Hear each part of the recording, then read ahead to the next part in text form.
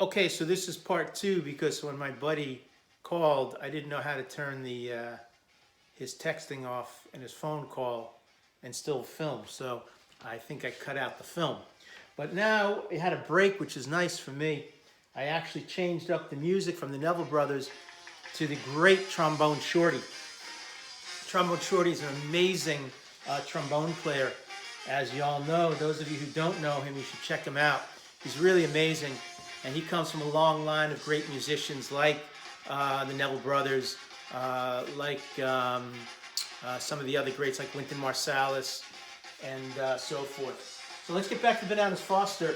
We're going to take our bananas, that's first and foremost. We're going to cut them up right here, like that, slice and dice a little bit, right?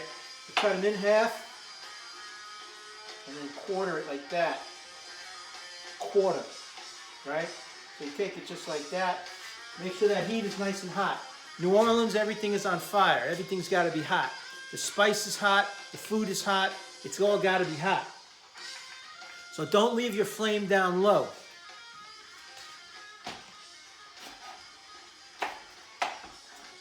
Put that over there like that, right? Slice it down the middle. You see these are soft bananas. And that's how come in New Orleans, as I said, a lot of these bananas were sitting on the docks. So they had to figure out a way. So they really did Bananas Foster based on the fact that they were hot, soft, that they were soft. Okay, so now we got this nice and hot. This is a good flame. Even though it's electric, you're never really supposed to cook with an electric flame in New Orleans, but it's what we got. The next thing you got is this. It's called butter. This is unsalted butter. You can use salted, unsalted. I prefer salted, unsalted. The thing in New Orleans, that thing normally, half of that would go into the Bananas Foster. But you see, now we got to kind of watch our health. So I'm going to take about that much. It's an insane amount, but remember, this is New Orleans cooking. So we're going to open that up, and we're going to put that in. This butter is the basis of your cooking. Right there. That's the basis of your cooking right there. Because with this, you understand that, I'm going to turn the camera just a wee bit there. With this, you see that this thing is going to get nice and hot. As I promised, I'm going to put in both this one as well. That's how you got to do it. And don't worry about it, because you know what happens. You only live once. So you put that in there, and now you do this famous brown sugar. This is a brown sugar you put in. It's got to be nice. Put enough in there. See that? And this is going to make it real good. The other thing, this is my secret from Begay's restaurant, is a lemon. Take a little bit of lemon, squeeze the top off, and you put that in there to get that real hot. Now don't try this at home without a fire extinguisher. Speaking of fire extinguisher, I got to get myself a match. Put that back on. And now we're ready to put the bananas in. It's a real easy dish, right? So don't get crazy that this is difficult. Remember what I did here. Butter, brown sugar, a squeeze of lemon, and nice soft bananas. Now remember, the thing about New Orleans, le bon temps brûlé, let the good times roll. Take your time, it's the Big Easy. That's why it's called the Big Easy. So if your bananas are nice and hard, wait a day or two. This is the basis for this beautiful dish. You can see this now. The brown sugar is mixing with that beautiful butter, right? And it's getting it nice and good. This is the other recipe, or the secret, I should say, to the recipe.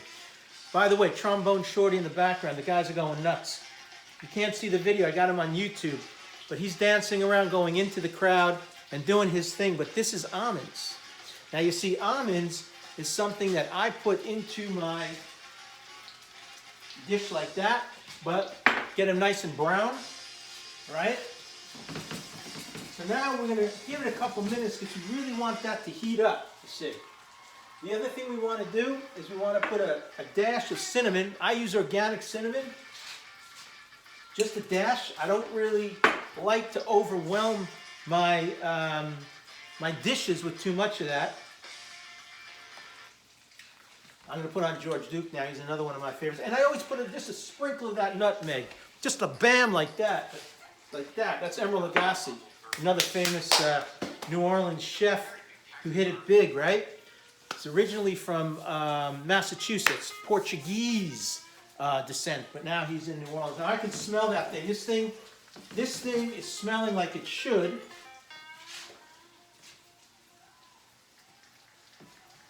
What I want to show you up close here is these bananas are starting to brown. You got these almonds here,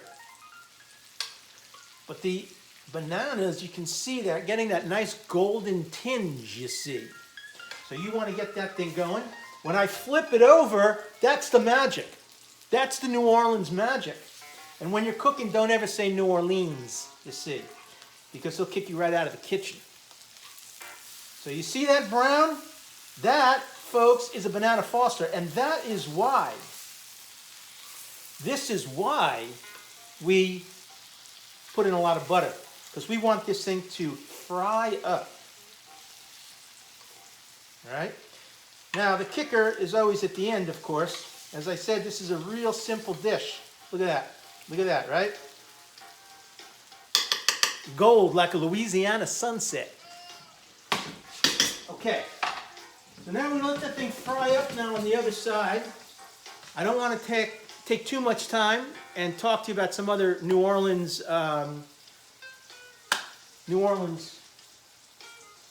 stories, because you never want this thing to burn. You don't want it to be overdone. You want to get it out when it's nice and good. I'm going to turn up my favorite, one of my favorite musicians, New Orleans, George Duke. And now you got to get the kicker. This is a Grand Marnier. No New Orleans dish, or dessert I should say, is complete without your Grand Marnier. Grand Marnier is a wonderful liqueur. It's an orange and cognac liqueur. But this, ladies and gentlemen, is the secret to Bananas Foster. If you don't drink,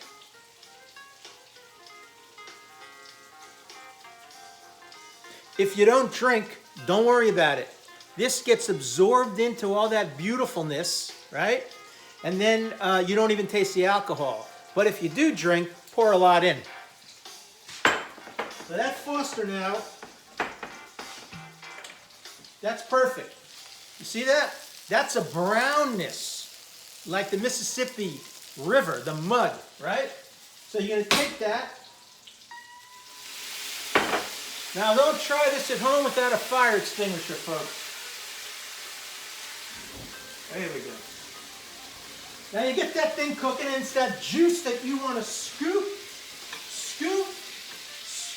This is caramelized, folks. Scoop.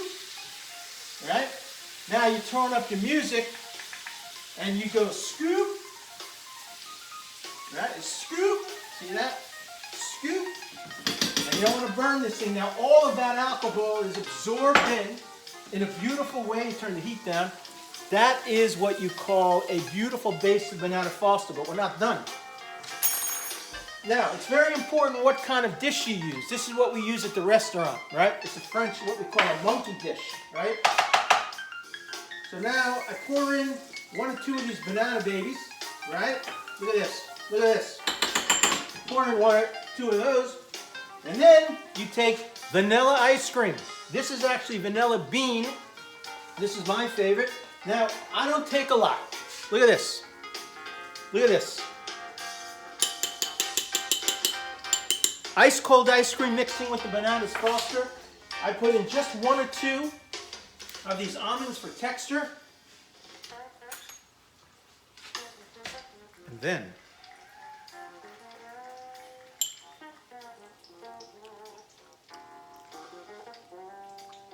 oh.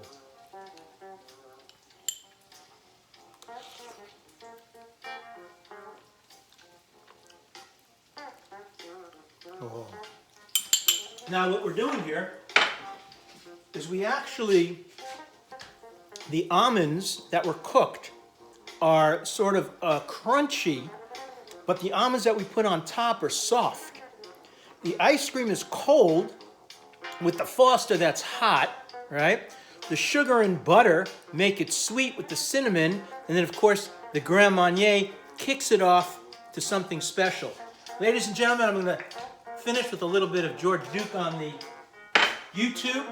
Thank you very much for coming to Paul E.'s Kitchen. Next time, jambalaya.